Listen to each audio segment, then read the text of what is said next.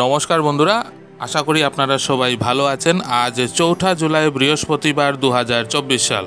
বন্ধুরা, প্রথমেই আপনাদেরকে জানিয়ে রাখি, আগামী কয়েকদিনের মধ্যেই আসামের মাননীয় মুখ্যমন্ত্রী ডক্টর হিমন্ত বিশ্ব শর্মা 2 থেকে 3 দিনের সফরসূচি নিয়ে বরাক উপত্যকায় আসবেন। বর্তমানে উনি উজান আসামের বিভিন্ন বন্যাক্রান্ত এলাকা পরিদর্শন করছেন এবং বন্যাক্রান্ত মানুষদের সাথে দেখা করেছেন। উনি খুবই তাড়াতাড়ি আগামী কয়েকদিনের মধ্যেই বরাক উপত্যকা সফরে আসবেন। এখানে এসে উনি বন্যা দুর্গতদের সাথে দেখা করবেন। এদিকে বন্ধুরা, শালচাপড়ার টুকর গ্রামে যে মেরামত করা বাঁধটা গতকাল ভেঙে গেছিল, এর ফলে শালচাপড়া ও শ্রীকুনার অধিকাংশ গ্রাম জলের তলায় চলে গেছে। এমনকি শিলচর করিমগঞ্জ জাতীয় সড়কের শালচাপড়া অংশের উপর দিয়ে জল বইতে শুরু করেছে। তবে বন্ধুরা, একটাই স্বস্তির খবর যে গত 12 ঘন্টার থেকে বেশি সময় ধরে বৃষ্টিপাত কম হওয়ার দরুন বন্যা পরিস্থিতির আর তেমন অবনতি হবে না বলে আশা করা যায়। তো বন্ধুরা, আপনাদেরকে সবিস্তারে আজকে আপডেট দেব, আপনারা সাথে থাকুন, দেখতে থাকুন। আপনারা দেখছেন আজকের আপডেট 4 জুলাই বৃহস্পতিবার 2024 সাল।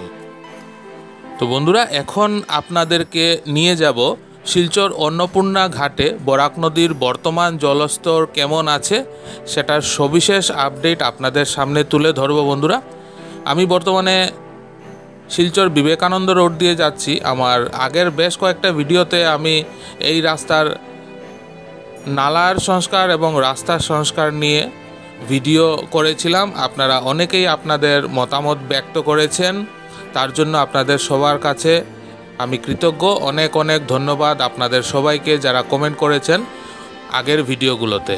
এখনও এই রাস্তার কাজ চলছে, তবে রাস্তার কাজ খুব ধীর গতিতে চলছে এটা বলা যায়।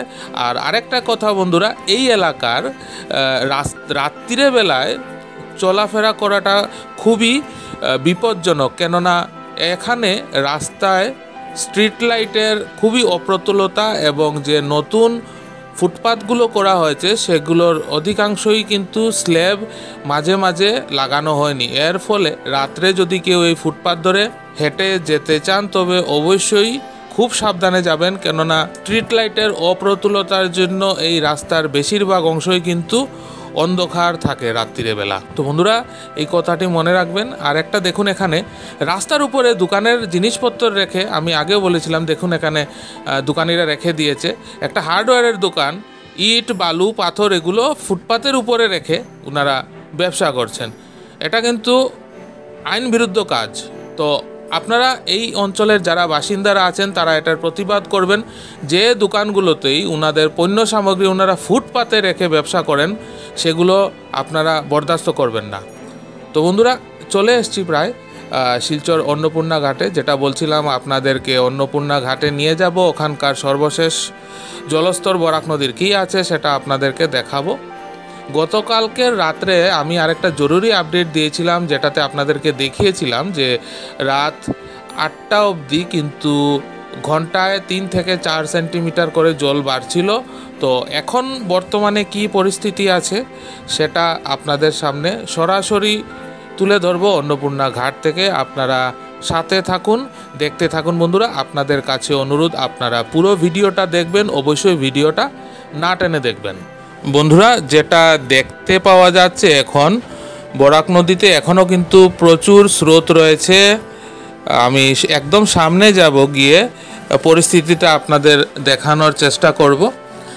গতকাল রাত্রেবেলা শেষ, আমি 7:30টার সময় এখান থেকে গেছি, তখনও এখানে প্রচুর জলস্রোত ছিল এবং বর্তমানে জলস্তরটা কতটুকু এসছে সেটা আপনাদেরকে দেখাবো। আপনারা দেখতে থাকুন বন্ধুরা।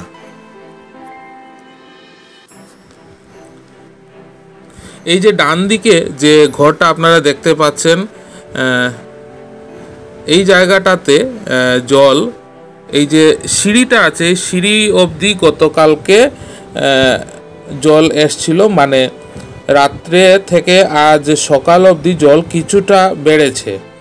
এই ডান দিকের যে ঘরটা আছে এই ঘরটাতে গতকাল রাত্রে 7:30টার সময় জল মানে ঢুকেনি, কিন্তু এখন দেখা যাচ্ছে এখানে জলটা ঢুকেছে এবং নদীর জলস্রোত কিন্তু প্রচণ্ড এখানে এখনও। আর ঘোলা নদীর জল, কারণ এগুলো পাহাড়ি জলস্রোত নেমে এসছে। এই যে একজন ভদ্রলোক দাঁড়িয়ে আছেন যিনি, এই জায়গাটা কিন্তু গতকাল রাত্রিরে শুকনো ছিল, মানে রাত্রেও জল কিছুটা বেড়েছে। তো আপনারা বন্ধুরা দেখতে পাচ্ছেন বর্তমানে বরাক নদীর কি পরিস্থিতি আছে। আসার কথা একটাই যে গত 12 ঘন্টা বা তার থেকেও বেশি সময় ধরে বৃষ্টিপাত হয়নি। তবে বরাক নদীতে যে জল বাড়ে বা বরাক নদী সহ অন্যান্য উপনদীগুলোতে জল বাড়ে হচ্ছে পাহাড় থেকে নেমে আসা জলে। শহর শিলচরে বা উপত্যকাতে বৃষ্টি হলে যে নদীর জল বাড়বে এমন নয়।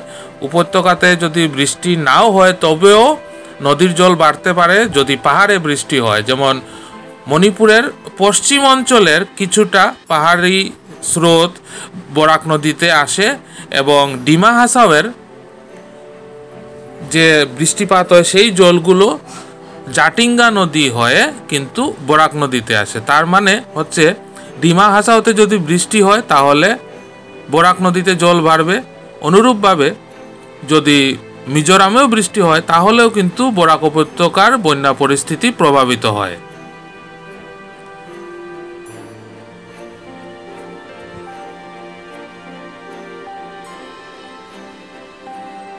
তো বন্ধুরা, আশা করি আপনারা দেখতে পাচ্ছেন এখানে বরাক নদীর বর্তমান জলস্রোত কি আছে। এখন বর্তমানে সময় হচ্ছে দুপুর 2টো।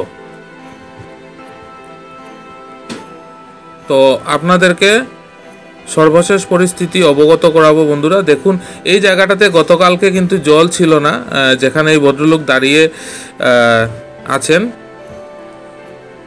এই যে আমার ঠিক সামনে, এখানে কিন্তু গতকালকে শেষ রাত্রির থেকেই জলটা বেড়েছে। তো আপনাদের এখন ফ্লাড সেলের যে অফিসটা আছে অন্নপূর্ণা ঘাটে ওখানে নিয়ে যাব।